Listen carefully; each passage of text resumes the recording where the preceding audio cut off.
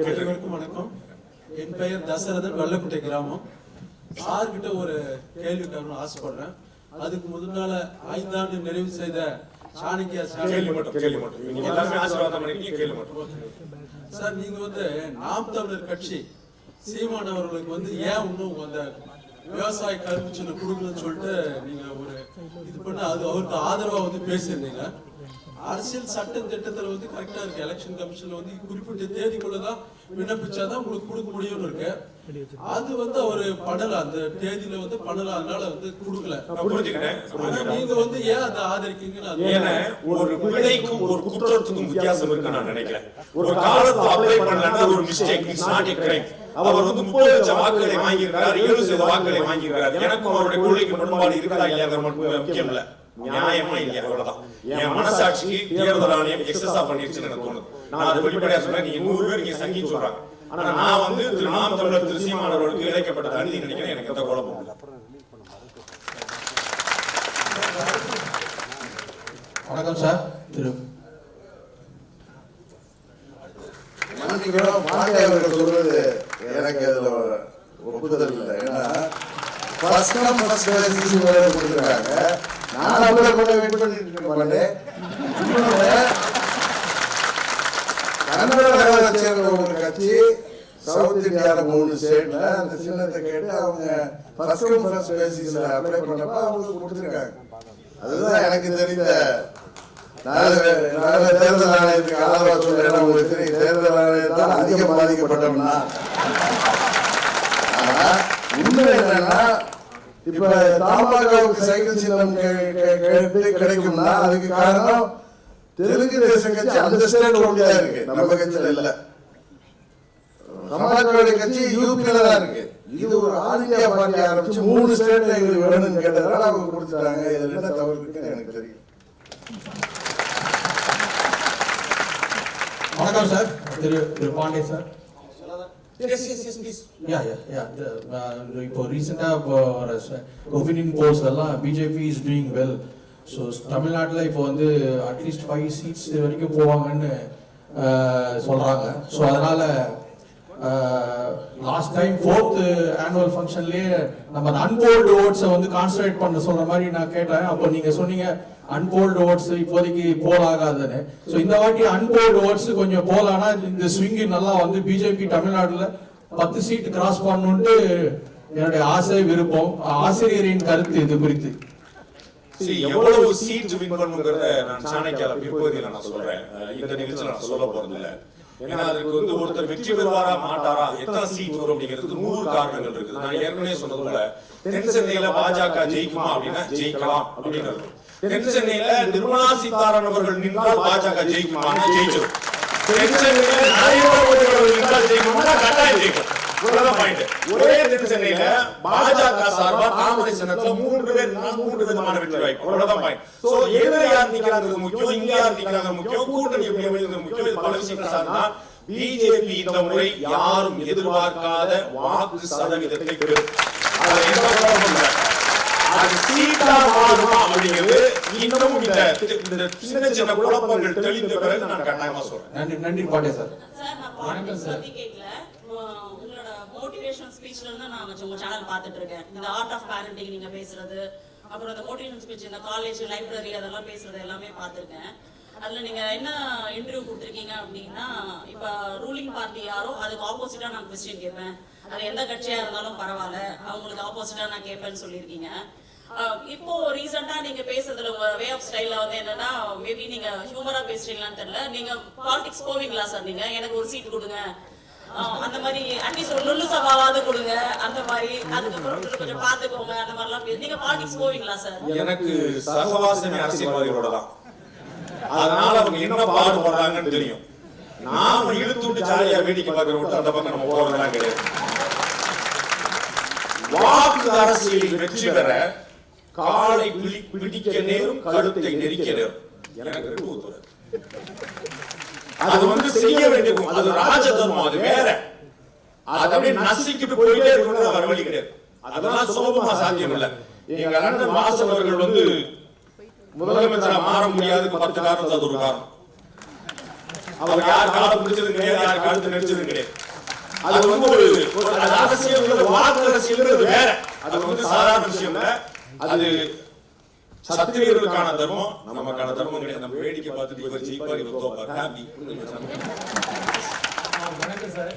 மத்தியில வந்து பாஜக தான் ஆட்சியில வரப்போகுது, அது எல்லாருக்குமே தெரியும். இங்க வந்து அண்ணாமலை அவர்கள் வந்து 25% வாக்கை நாங்க எட்டிட்டோம் இப்பவே சொல்றாரு.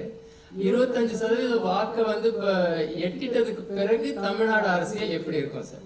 25% வாக்குகளை எட்டிட்டா 2036 பாஜக ஆட்சி நான் சொன்னதை மாத்தி முன்னாடியே கொண்டு வர வேண்டியது. நான் நினைக்கிறேன் பாஜக இந்த 2036 ஆட்சி நான் நினைக்கிறேன்.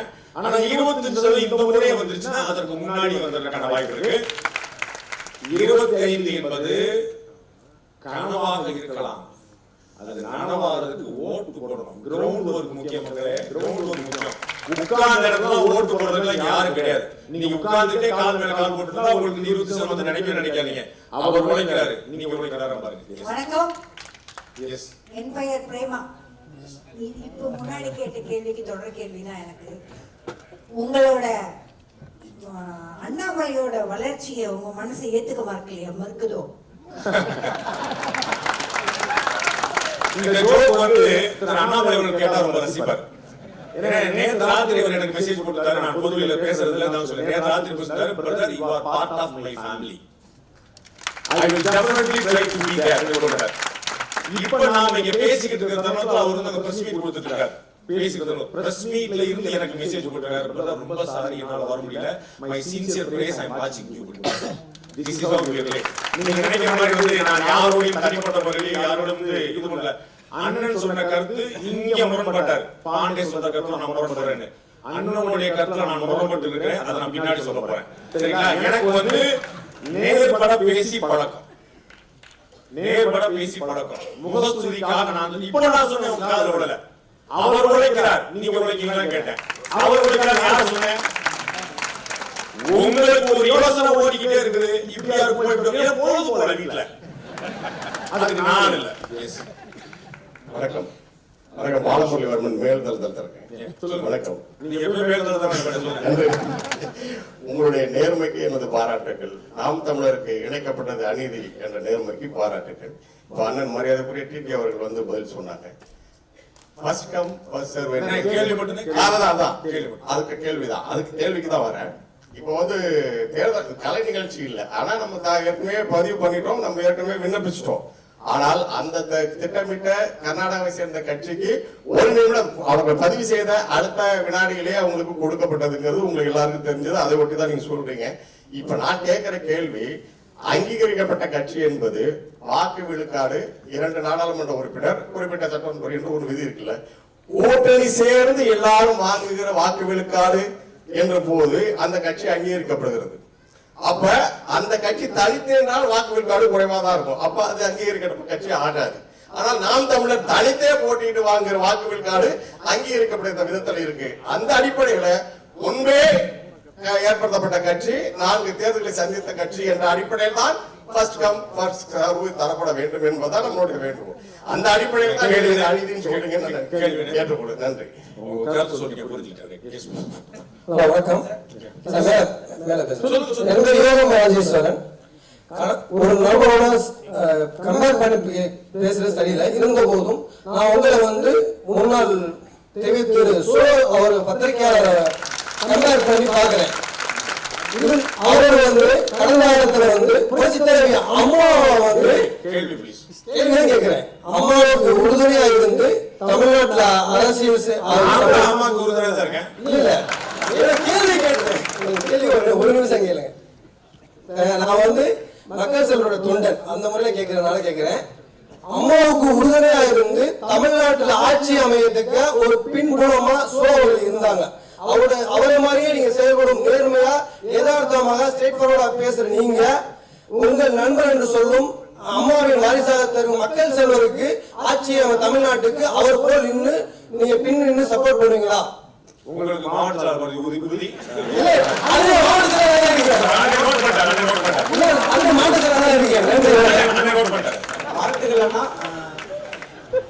சிறந்த எதிர்க்கட்சியா காங்கிரஸால எண்ணிக்கை ரொம்ப கம்மியா இருக்கிறதுனால அவங்கள இந்திய அளவுல சிறந்த எதிர்க்கட்சியா செயல்பட முடியலன்ற ஒரு இது இருக்குது. அது உண்மையா? வர நாட்கள்ல காங்கிரஸ் கட்சி வந்து சிறந்த எதிர்க்கட்சியா செயல்பட முடியாததுக்கான காரணம் எண்ணிக்கையில எண்ணம். அவங்க வந்து பாஜக தோற்கடிக்கணும் அப்படின்னும் நரேந்திர மோடியை வீழ்த்தணும்னு எண்ணம் இருக்கிறதே தவிர ஏன் வீழ்த்தணும்னு தெரியல. அவங்க நரேந்திர மோடியை தோற்கடிக்கணும்ன்றாங்க. எதுக்கு அவரை தோற்கடிக்கணும்? எதுக்குடா தோற்கடிக்கணும்? பாஸ் எதுக்கு? அது இல்ல. ஒரு ஊழல் குற்றச்சாட்டு சொல்லுங்க, ஒரு முறைகேடு சொல்லுங்க, ஒரு முறைப்பட்ட தன்மை சொல்லுங்க, ஒரு பொருளாதார வளர்ச்சி இல்லைன்னு சொல்லுங்க, உலக நாடுகளோட மரியாதை சொல்லுங்க, டைம்ஸ் பத்திரிகைகளோட போட்டோ வந்து அசிங்கப்படுத்தான்னு சொல்லுங்க, ஏதாவது ஒரு நெகட்டிவா சொல்லுங்க. ஏதாவது உங்களுக்கு தெரியுமா 2007 இரண்டாவது முறையாக குஜராத் முதலமைச்சராக தேர்தலில் திரு மோடி ஒரு போட்டி போடும்போது அவர் என்ன சொல்லப்பட்ட குற்றச்சாட்டு தெரியுமா? அவர் நிறைய சட்டம் போடுறாரு. ஆமாங்க, நிறைய டிசைனா சட்டம் போடுறாரு. அவன் என்னென்ன பண்றான்? ஒரு ஆளு சட்டமன்ற கோர்ட் மாத்தாரு கம்ப்ளைண்ட். ஏன்னா ஊழல் குற்றச்சாட்டு சொல்ல முடியல. அப்புறம் எப்படி ப்ரூவ் பண்ணுவீங்க? காங்கிரஸ் கட்சியுடைய பலவீனம் எதனால் மோடியை வீழ்த்த வேண்டும் என்பதற்கு பதில் இல்ல. ஒரு 5 விஷயம் இருந்தா தான் மோடியை வீழ்த்த முடியும். அந்த 5 விஷயத்தை கடைசியில் சொல்றேன். அதனால காங்கிரஸ் வீழ்த்த முடியாது. இப்போ நம்மளுக்கு தேவை கரிஷ்மாவான லீடர்ஸ். நம்ம தமிழ்நாட்டுல வந்து மோடிஜியோ இல்ல மேடமோ இல்ல அண்ணாமலைஜியோ போட்டியிட வாய்ப்பு இருக்கா? ஃபர்ஸ்ட். செகண்ட் வந்து ரஜினிகாந்த் சார் வந்து கோவிட் டயத்துல வந்து உடம்ப காட்டி வேண்டான்ட்டு வெளியில வந்தார். இப்போ நல்ல ஒரு தருணம் இது தமிழ்நாட்டுக்கு. இந்த நேரத்துக்கு ஏன் வாய்ஸ் கொடுக்கணும்? கொடுத்தாதான் அவர் தமிழ்நாட்டுக்கு செய்யற ஒரு நல்ல விஷயம் நடக்குமா? 1996 வாய்ஸ் கொடுத்தாரு, ஜெயிக்க வச்சீங்க. 97 வாய்ஸ் கொடுத்தாரு தெரியுமா உங்களுக்கு? தெரியுமா? அவர் வாய்ஸ் கொடுத்ததுக்கு எதிராக போச்சு அரசியல். நான் மறந்துடுறோம். நமக்கு சௌரியமான விஷயம் 96 வாய்ஸ் கொடுத்தாரு. அண்ணன் வாசன் அவர்கள் சாட்சி. அவங்க அப்பா திரு மூப்பனார் அவர்களுக்காக அவர்கள் கொடுத்தாரு. இனிமே மீண்டும் ஒரு முறை ஆட்சி வந்தால் ஆண்டவனால் கூட காப்பாற்ற முடியாதுங்கிற ஒரு வாசகம் வந்து அப்படி பொறிக்கப்பட்டுச்சு 97. 98 அவர்கள் சொன்னாரு. அது நடக்கல. சோ வாய்ஸ் ஆயிருந்தாலும் திரு ரஜினிகாந்த் அவர்களுடைய தலைவர் எனக்கு அதுல தொடர்பு இல்லை. அவராகவே இருந்தாலும் மக்களுடைய கருத்தை பிரதிபலித்தால் தான் வாய்ஸ் எடுக்கணும். நான் ஒன்று சொல்றேன் இருக்கணும். அப்ப அண்ணன் ரஜினிகாந்த் முதலமைச்சர் எவ்வளவு ஆயிருக்கும்? அவருக்கு தான் வாய்ஸ் கொடுக்க மாட்டாரா? அது ஒவ்வொரு பிஜேபி தான் கொடுக்குமா? காங்கிரஸ் அவர் கொடுத்தாரு. நான் தான் முதலமைச்சர் வாய்ஸ் கொடுத்தாரு. நீங்க பணக்கு ஓட்டு போட்டுருவீங்க. உங்களை நம்பிலாம் ஓட்டு போட்டு கேட்டு நிறுத்த முடியுமா? லெஃப்ட்ல இண்டிகேட்டர் போட்டு ரைட்ல கையை கட்டி ஸ்ட்ரைட்டா போயிட்டு இருக்காங்க. அதனால வந்து அவருக்கு தெரியும் இந்த சூட்சுமங்கள்லாம் நம்ம கொடுத்துறாரு. அதனால வந்துட்டாரு. ஓகே, கரிஸ்மேட்டிக் லீடர் பத்தி கேட்டீங்க. கரிஸ்மேட்டிக் லீடர் வந்து அவங்களுடைய ஒர்க்கோட நம்ம புரிஞ்சுக்கணும். நான் அறிந்த வகையில திரு அண்ணாமலை அவர்கள் நிற்பதற்கான வாய்ப்புகள் இருக்கின்றன. பட் வந்து அதை விகாரத்து செய்ய அவங்களுடைய எலெக்ஷன் கமிஷன் அவங்களுடைய சீஃப் எலெக்ஷன் கமிட்டி மீட்டிங் முடிவு பண்ணணும். நிறைய வேலைகள் இருக்கனால நம்ம எல்லாத்தையும் கொண்டு ஒரே பேஸ்கெட்ல எல்லா முட்டையிலையும் போடாதீங்கன்னு சொல்லுவாங்க. அதனால விஎஃப்சி ஒரு 2026 நிறைய வேலை இருக்குங்க.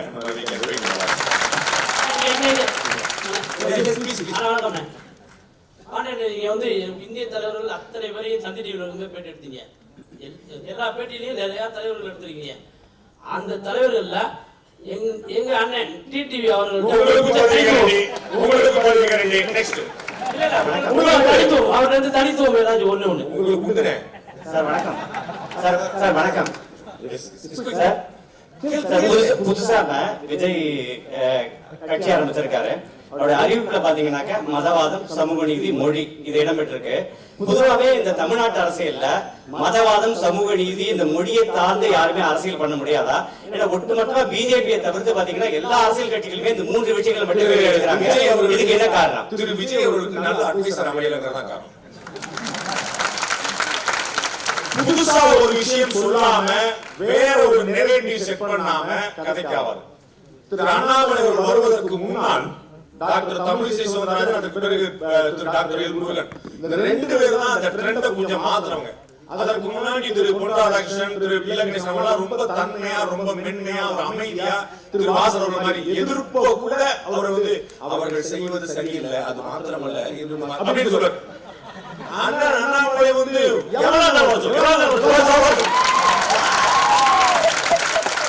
இந்த மண்ணுக்கு எது தெரியும் தெரியுது. இந்த மண்ணுக்கு எது பிடிக்குது? சண்டை செய்யணும் சார். ஒரு முக்கியமான ஒரு அரசியல் சொன்னாரு சார், தமிழ்நாட்டு மக்களுக்கு சண்டை செய்யணும் சார், அப்பதான் சார் பிடிக்கும். தமிழக அரசு சிறப்பாக செயல்படவில்லை. ரைட், அப்புறம் அப்படிமா அவங்க மொத்த கண்டதை கடந்தாங்க அப்படின்னா இன்ட்ரெஸ்டிங்கா இருக்கு. ஆமாவா இல்லைங்கிற அப்புறம் இதுக்கு ஸ்பைஸ் சூப்பர், நல்ல நெக்ஸ்ட் அடுத்த வீடியோ போடு. அப்ப இது ஒரு முக்கியமான மேட்டர். அதை வந்து திரு விஜய் அவர்களுக்கு நல்ல திரைக்கதை வசனகர்த்தார்கள் சினிமாவில் அமைந்தார்கள்.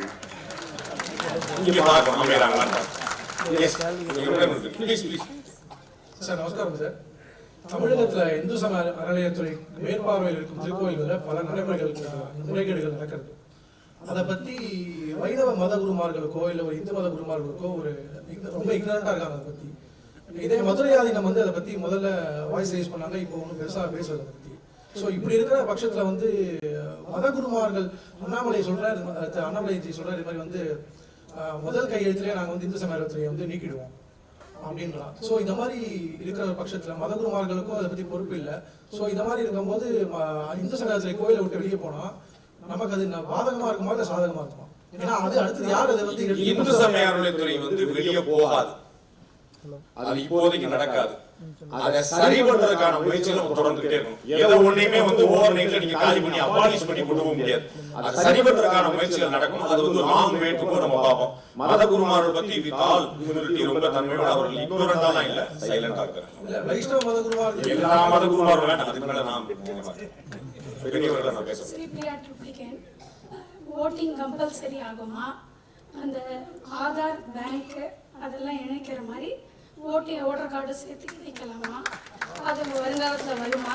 வந்தா பெனிஃபிட் உண்டா? அதெல்லாம் எந்த பெனிஃபிட் கிடையாது, நடக்க போறது கிடையாது. அதெல்லாம் கம்பல் பண்ண முடியாது. அதெல்லாம் பிராக்டிகல் ரிசல்ட் நம்ம உத்தரவு தாண்டி போகணும். பண்டிஜி பண்டிஜி மேல சொல்லுங்க. நீங்க இன்னைக்கு பிரவுன் டி-ஷர்ட் போட்டிருக்கீங்க, ஆனா அங்க பாத்தீங்கன்னா காவி தான் தெரியுது. இவங்களாங்க உண்மை. நான் வந்து என்னுடைய மாவட்டத்துல உங்களை நினைவு சொல்றேன். பாருங்க, நான் ஒண்ணு போட்டிருக்கேன், ஊடகங்கள் வேற காட்டுது, கேட்டா சங்கிடுறாங்க. இவ்வளவுதான். ரொம்ப நன்றி. மனசுக்கு ஒரு கேள்வி கேட்டீங்க. நமஸ்காரம். Before I start my question, ஒரே ஒரு இது ஃபினான்ஸ் மினிஸ்டர் மேடம் கிட்ட இப்போதான் ஒரு சான்ஸ் கிடைக்கும் இப்ப நான் சொல்றதுக்கு. சார், ஒரு என் பேர் சீதாராமன். இந்த எலக்ட்ரோரல் பாண்ட்ஸ் ரொம்ப ஒரு பெரிய சர்ச்சையா போயிட்டு இருக்கு. வாட் இஸ் இது? இத பத்தி சாணக்கிய பாக்குறதே இல்லையா? தொடர்ந்து பேசிருக்கேன் சார். சிஏ பத்தி எலக்ட்ரோரல் பாண்ட்ஸ் எவ்வளவு பேசிருக்கேன் சார். அம்பானி அதானி கொடுத்து விட்டார்கள், கொடுத்தாங்க 376 பக்கம். அம்பானி அதானி பேரே காணோம். கன்ஃபியூஷன் ஆகிட்டாங்க. திரு அமித்ஷா ரொம்ப உருப்படியா ஒரு கேள்வி கேட்டார். அவ்வளவுதான் எலக்ட்ரோரல் பாண்டுக்கு. 2019 கொண்டு வந்த பிறகு எலக்ட்ரோரல் பாண்ட் மூலமா மட்டும்தான் பணம் வாங்கலாம்னு சொன்ன பிறகு யார் கொடுக்கிறார் யார் வாங்குறார் பாண்டுங்கிறது உலகத்துக்கு தெரியும். எந்த கட்சி வாங்கி இருக்குங்கிறது உலகத்துக்கு தெரியும். யார் எந்த கட்சிக்கு கொடுத்தாதான் தெரியாது. ஏன் தமிழ்நாட்டுல ஒருத்தர் பாஜகவுக்கு கொடுத்தாங்க, திமுக என்ன பண்ணும்? ஓஹோ, உங்களுக்கு தாமரை மலரணுமா அப்படின்னு வயரு, கரண்ட், வாட்டர், புரியுதுங்களா? அப்ப ஒரு தொழிலதிபர் இன்னொரு கட்சிக்கு கொடுக்குறாருன்னா அது யாரு? பிஜேபி. அப்ப தொழிலதிபர் நல்லா பாத்தீங்க. எலக்ட்ரோரல் பாண்ட்ங்கிறது ஒயிட் மணி, அதை ஞாபகம் வச்சுக்கங்க. அது கருப்பு பணம் அல்ல, வெள்ளை பணம். ஸ்டேட் பேங்க் ஆஃப் இந்தியால பணத்தை கட்டி வாங்குறாங்க. ஒயிட் மணி அவங்க அக்கௌண்ட்ல ஆடிட்டிங்ல வந்தே ஆகணும். கட்சிகளுக்கு வரக்கூடிய மணி ஒயிட் மணி. ஒவ்வொரு கட்சியும் போய் தன்னுடைய பணத்தை மாத்துறாங்க. அகில இந்தியாவில அதிகமா வாங்கின கட்சி பிஜேபி, தமிழ்நாட்டில் அதிகமா வாங்கின கட்சி எல்லா நாட்டுக்கும் தெரிஞ்சிருக்கீங்க. திரு அமித்ஷா அவர்கள் சொல்றார் 303 எம்பி வச்சிருக்கக்கூடிய கட்சி 6000 கோடி வாங்கியிருக்கு. 244 கோடி எம்பி வச்சிருக்க கட்சி 11000 கோடி வாங்கியிருக்காங்க. 303 எம்பி வச்சிருக்கக்கூடிய கட்சி 6000 கோடி வாங்கியிருக்கு. எதிர இருக்கக்கூடிய 244 எம்பிகள் கொண்ட அத்தனை கட்சிகளும் சேர்ந்து 11000 கோடி வாங்கியிருக்காங்க. 11000 பெருசா 6000 பெருசா உங்களை கேட்க வேண்டாம் நினைக்கிறேன். நெக்ஸ்ட் சார், அண்ணாமலை அவர்கள் வந்து பிஜேபி யாத்திரையில இவ்வளவு தூரம் கஷ்டப்பட்டு இப்ப நம்ம வாக்கு சேகரிக்க ட்ரை பண்ணிட்டு இருக்காங்க. பட் ஸ்டில் அந்த last phase of the elections வந்து யாருக்கெல்லாம் சோஷியல் மீடியா அந்த அளவுக்கு ஆக்சஸ் இல்ல அப்படிங்கிறவங்க ஜெனரலா அவங்களோட திங்கிங் என்னன்னா இப்ப டிஎம்கே தான் நமக்கு செஞ்சிருக்கு, நமக்கு 1000 ரூபாய் கொடுத்துருக்காங்க, 2000 ரூபாய் கொடுத்துருக்காங்க இப்படின்ற ஒரு மைண்ட் செட் தான் இன்னைக்குமே நிறைய நேட்டிவ்ஸ் இன்சைட்ல வந்து அவங்களுக்கு சரியா ரீச் ஆகல ஆக்சுவலி. சோ அந்த வேர்ட்ஸ் எல்லாம் நம்மளால எப்படி இன்னும் கன்வெர்ட் பண்ண முடியும்? ஏன்னா இவ்வளவு உழைச்சதுக்கு அப்புறமா கடைசியில இவங்க தான் இவ்வளவு உழைச்சது அண்ணாமலை, நீங்க உழைச்சீங்க பாருங்க. அருள்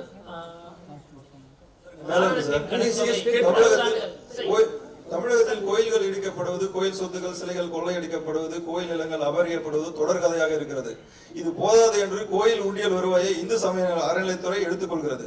இதை தடுக்க மத்திய அரசு நடவடிக்கை எடுக்காததே தமிழ்நாட்டில் ஆட்சியை பிடித்தவுடன் அறநிலைத்துறையிடமிருந்து கோயில்கள் இடிக்கப்படும் என்று அண்ணாமலை சொல்கிறார். இங்கு ஆட்சிக்கு வந்தால்தான் அதை செய்வீர்களா? மத்திய அரசு அதிகாரத்தை பயன்படுத்தி இப்போதே செய்ய முடியாதா? ஒரு கணக்கு இருக்குங்க. சந்தேஷ் காலில வெஸ்ட் பெங்கால்ல பயங்கரமான அராஜகம் நடக்க, அநியாயம் நடக்குது. ஒரு கோச்சுக்கிட்டு பாரத பிரதமர் நரேந்திர மோடி ஆட்சியை கலைச்சிருவோம்னு சொன்னாரு வச்சுக்கோங்க. என்ன தெரியுமா? 24 மக்களவை தேர்தலோட சேர்ந்து அந்த அம்மா திரும்ப ஆட்சிக்கு சில விஷயங்களை லாங் ரோப்ல விட்டுதான் பிடிக்கும். மத்திய அரசு விட்டு பிடிக்குது. எனக்கு நல்ல நம்பிக்கை இருக்குது. அவர் வந்து உத்தரகாண்ட் உள்ளிட்ட பிற மாநிலங்கள் வந்து இந்த மாதிரி கோயில் எடுக்கும்போது பாஜக அரசே கோயில் வந்து அரசாங்கம் எடுக்கும்போது அவர்கள் வேற ஒரு அட்வைஸ் கொடுத்தாங்க. அது வந்து சரியா போச்சு. அது திருப்பி அவர்களுக்கு கொடுக்கப்பட்டது. ரொம்ப நன்றி. அம்மாவுடைய நேரங்கள் இது முடிச்சுக்கிறோம். நம்ம வந்து பிறகு நம்ம பேசலாம்.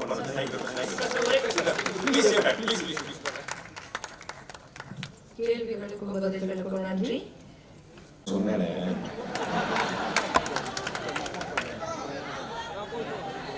சும்மா ஜாலிங்க, சீட்டலுங்க, ஒரு அன்புங்க, வேறனுங்க. ரொம்ப சின்னதா முடிச்சிடுறேன். முதல்ல வந்து உங்க எல்லாருக்கும் வந்து ஒரு ஆசை இருக்குது. அதை நான் சொல்லணும்னு எதிர்பார்க்கிறீங்க. நான் என்ன சொல்றேன், நீங்க என்ன செய்றீங்களோ நான் சொல்லிடுறேன். நான் சொன்னா பழிக்கிறதுக்கு நான் ஜோதிடர் செல்வியா? ஜோசியா சொல்லி படிச்சுட்டு உங்களுக்கு சுக்கிரன் 8ல இருக்கான், சனி 4ல இருக்கான், கூட்டத்துல யார் இருக்கான்னு பார்க்கணும், அவ்வளவுதான். கூட யார் இருக்கான்னு பார்க்கணும், அவ்வளவுதான். அது சரியா வந்துச்சுன்னா கணக்கு சரியா போயிடும். திரு கே.எஸ். அழகிரி அவர்கள் காங்கிரஸ் கட்சியுடைய முன்னாள் மாநில தலைவர். இப்ப நான் கடைசியா சமீபமா லேட்டஸ்டா நான் பேட்டி எடுத்திருந்தேன், நீங்க பாத்துருவீங்க. அந்த பேட்டிக்கு போன உடனே அண்ணன் என்கிட்ட கேட்டாரு, இப்பெல்லாம் பாண்டிய நீங்க ஓப்பனாவே பிஜேபி சப்போர்ட் பண்ண ஆரம்பிச்சிட்டீங்களா அப்படின்னாரு. நான் அவருக்கு ரொம்ப அடக்கத்தோட சொன்னேன், நான் இது வரைக்கும் சொன்னல ஏதாவது ஒண்ணு பொய்ன்னு சொல்லிருக்கேன், நான் மன்னிப்பு கேட்கறேன். நான் பிஜேபி சப்போர்ட் பண்ணனா இல்லையாங்கிற அப்புறம் விட்டுருங்க. நான் சொன்னது ஒண்ணு பொய் சொல்லிட்டியப்பா. நீ நரேந்திர மோடி வந்து இந்த மாதிரி 80 கோடி பேருக்கு 5 வருஷம் இலவசமா தானியங்கள்லாம் கொடுக்குறேன்னு சொன்னாருன்னு சொன்னீங்க, அப்படி கொடுக்கல அப்படின்னு பொய் சொல்லிட்டியப்பா சொல்லியிருக்கேன். நான் மன்னிப்பு கேட்டுறேன். அவர் செய்யறாருன்னு நான் சொல்றேன். பிஜேபி தமிழ்நாட்டுல 3வது பெரிய கட்சியா வளர்ந்துகிட்டு இருக்குன்னு சொல்றேன். நான் சொன்ன போது சங்கினாங்க. அதுக்கப்புறம் 5 கருத்து கணிப்பு வந்துருச்சு. டைம்ஸ் சொல்றாங்க, சிஎன்என்ல சொல்றாங்க, இந்தியா டுடேல சொல்றாங்க, புதிய தலைமுறை சொல்றாங்க, எங்க சித்தப்பா பையன் அப்படின்னு சொன்னாங்க. கமிட்டி சேராதீங்க, பிரசாந்த் கிஷோர் பாண்டியன் சொல்லிட்டாரு. இவ்வளவு சொல்லிட்டாங்க. அப்ப நான் வந்து ஓகே சங்கி நான் சொன்னேன், இத்தனை பேருமா? அப்ப யோசிக்கிறேன், கண்ணு முன்னாடி சில மாற்றங்கள் தெரிகிறது, கண்ணை மூடிக்கொண்டு மாற்றங்கள் நடக்கவில்லை என்று சொன்னால் உங்களை நீங்கள் ஏமாற்றிக் கொள்கிறீர்கள் அர்த்தம். இவ்வளவுதான் நான் சொல்ல வரேன். இப்ப காங்கிரஸ் கட்சி இப்படி இருக்குது, டிஎம்கே அலைன்ஸ் ரொம்ப ஸ்ட்ராங்கா இருக்குது. நான் திரும்பவும் சொல்றேன், இன்னைக்கு தேதிக்கு திமுக கூட்டணி சாதாரணமாக 30 இடங்களை வென்றுடும். திமுக கூட்டணி சாதாரணமாக 30 இடங்களை வென்றுடும்.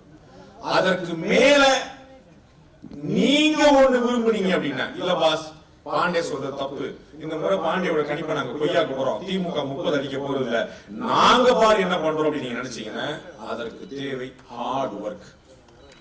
திரு அண்ணாமலை அவர்கள் பாஜகவுடைய மாநில தலைவர் சொல்றார், அவருடைய தொண்டர்களுக்கு அவர் சொல்லக்கூடிய விஷயம், வெறி பிடிச்ச மாதிரி வேலை பார்க்கணும் அப்படின்னார். ஜஸ்ட் இமேஜின், வெறி பிடிச்ச மாதிரி வேலை பார்க்கணும். காலையில 12 மணிக்கு மதுராந்தகத்துல எண்மண் எண் மக்கள் யாத்திரை, 2 மணிக்கு வண்டி ஏறி மதுரைக்கு போய் 4 மணிக்கு அங்க மதுரையில வேற ஒரு சமுதாய கூட்டத்துல ஒரு மாநாட்டுல பேச்சு, 6 மணிக்கு திரும்ப வண்டி ஏறி 7 மணிக்கு சென்னை வந்து செங்கல்பட்டுல திரும்ப எண்மண் எண் மக்கள் யாத்திரை. இந்த உழைப்பு வேற யாருக்கா சாத்தியப்படுமா? இந்த உழைப்பு அவர் கொடுக்கிறாரு. அப்படி ஆசைப்படுற நீங்க கொடுக்குறீங்களா? அம்மா சொன்னாங்க, அதான் நான் சொன்னேன். ஒவ்வொருத்தரும் உழைத்தால் தான் சாத்தியம். உட்கார்ந்து கொண்டு வேடிக்கை பார்த்தா சாத்தியம் இல்லை. உலகம் ரொம்ப மோசம் சார். பாலிடிக்ஸ் எல்லாம் ஒஸ்ட் சார். அரசியல்வாதிகள் சுடணும் சார். அப்படி தத்துவம் பேசினா கதைக்காது. You be the change. You be the change. இந்த நாட்டுடைய பிரதமர், உலக நாட்டு தலைவர்கள் காலில் விழுகிறார்கள். உலக நாட்டு தலைவர் காலில் விழுகிறார்கள். அந்த பாரத பிரதமர் நரேந்திர மோடி யார் யாருக்கு சீட்டு கொடுக்கணுங்கிறத ராத்திரி 10 மணிக்கு கூட்டத்தை ஆரம்பிச்சுட்டு பகல்ல விடிகால 3 மணிக்கு கொடுத்து முடிக்கிறார். விடிகால 3 மணிக்கு தேவையா சார் அந்த ஆளுக்கு? சார் நாளைக்கு கேண்டிடேட்ஸ் முடிவு பண்ண சார், காலைல பாப்பா 10 மணிக்கு சொல்லலாம்ல? புரியுதா நான் சொல்றது? கேண்டிடேட் ஃபைனலைஸ் பண்ண சார், காலைல 10 மணிக்கு வாங்க சொல்லலாம்ல? ராத்திரி 10 மணிக்கு உட்கார்ந்து விடிகால 3:30 மணிக்கு அவர் முதல் ஆளா கிளம்பி போறார். அதுக்கப்புறம் 4:30 மணிக்கு அப்புறம் மத்த எல்லாரும் கிளம்பி போறாங்க.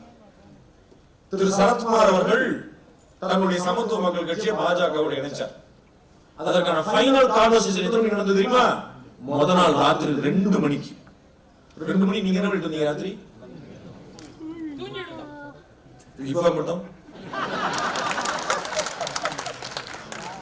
ராத்திரி 2 மணிக்கு உலகம் முழங்கி கொண்டிருந்த போது தன்னுடைய கட்சி இணைப்பை பற்றி திரு சரத்குமாரும் திரு அண்ணாமலையும் பேசிக் கொண்டிருந்தார்கள். உழைப்புன்னா என்னன்னு தெரிஞ்சுக்கங்க. ஒரு மனுஷனுக்கு பைத்தியம் முடிச்சிடாதா? எப்படி அது உழைக்க முடியும்? அவர் சொன்ன அந்த வெறி இருந்தால் மட்டும்தான் வெற்றி நிச்சயம். வெறுமனே வெற்றி வந்து நிக்காது, அந்த வெறி இருக்கணும். அப்படி இருக்கிற பாருங்க, திமுக பிரமாதமான கூட்டணி இருக்குது, அற்புதமான கூட்டணி இருக்குது. 2019 வெற்றி பெற்று காட்டியிருக்கிறார்கள், 2021 வெற்றி பெற்று காட்டியிருக்கிறார்கள். 2024 மாத்தணும்னா அதுக்கு உங்கள்கிட்ட கடுமையான உழைப்பு, அந்த உழைப்பு உங்கள்கிட்ட இருக்கிறா பாத்துங்க.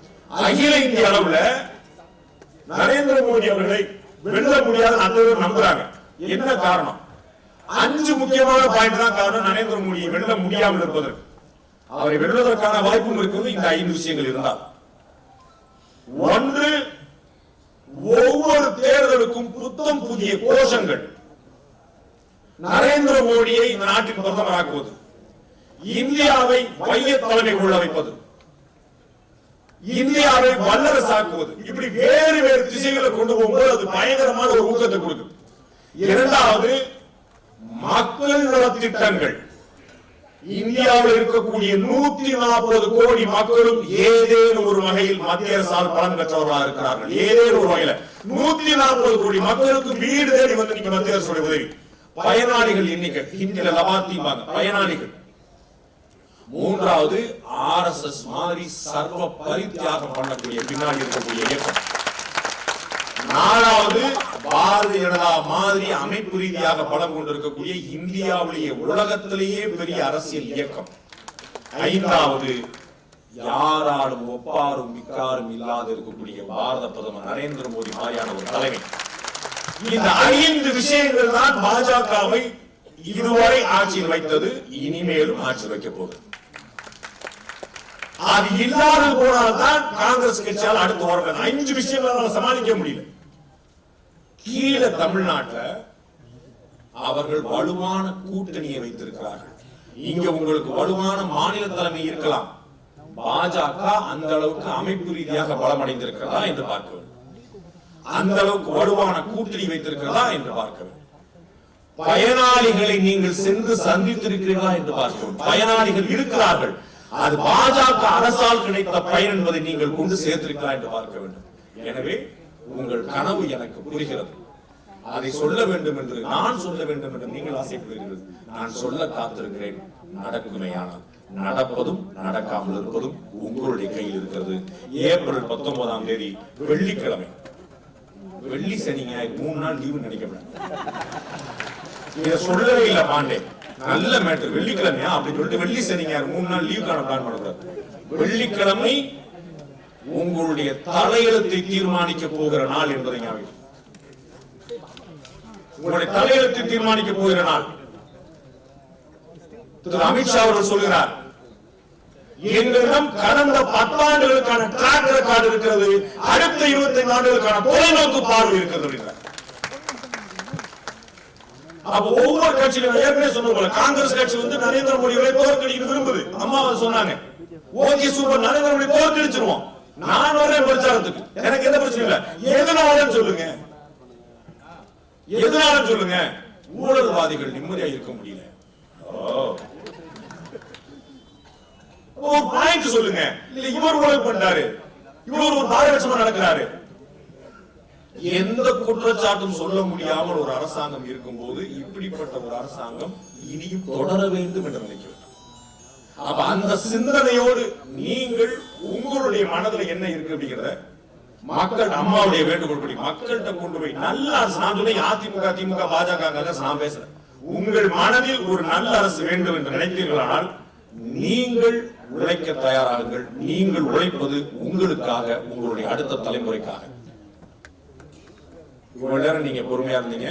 8:31 ப்ரோக்ராம் முடிச்சோன்னு நான் பிளான் பண்ணேன். 8:31 நான் ப்ரோக்ராம் முடிச்சிட்டேன். உங்க அத்தனை பேருக்கும் என்னுடைய நன்றி. இந்த ஆள் கொடுத்தவங்க, காவல்துறை பாதுகாப்பு ஏற்பாடு செய்தவர்கள், என்னுடைய அருமையான தம்பிகள், என்னுடைய பிள்ளைகள், சாணக்கியா டீம்ல இருந்த அத்தனை பேர் கடுமையாக எந்த ஒரு ஈவெண்ட் மேனேஜ்மெண்ட் டீமும் இல்லாம முழுக்க இந்த மொத்த உழைப்பும் என்னுடைய பிள்ளைகள் பண்ணது. அவருடைய உழைப்புக்கும் என்னுடைய நன்றிகள். உங்கள் அத்தனை பேருக்கும் நன்றிகள். தேசிய கீதம் இருக்கிறது. தேசிய கீதம் முடிந்த பிறகு நிகழ்ச்சி அதிகாரப்பூர்வமாக முடியும்.